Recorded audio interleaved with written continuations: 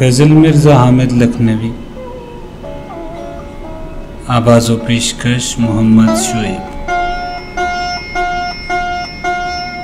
इश्क में दिल को नहीं कदर कुछ अरमानों की, मेज़बां बात नहीं पूछता मेहमानों की।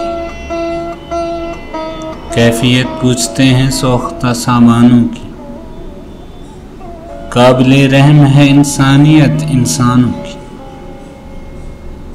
इश्क होते ही हुए होश ख़िर दिल से जुदा, ज़हनियत देखिए बस्ती के निगहबानों की।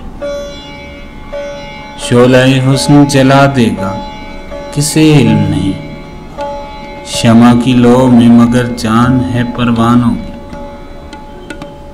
जुर्म से बढ़ के है ना करदा गुनाही की सज़ा, आंधियाँ उठती हैं भरमार है तूफानों की। याद अय्याम के था रब्त गुल अंदामों से, छानते फिरते हैं अब खाक बयाबानों की। सुबह को शमा ये क्या ढूंढ रही है हामिद, ले गई खाक सबा बज़्म से परवानों की।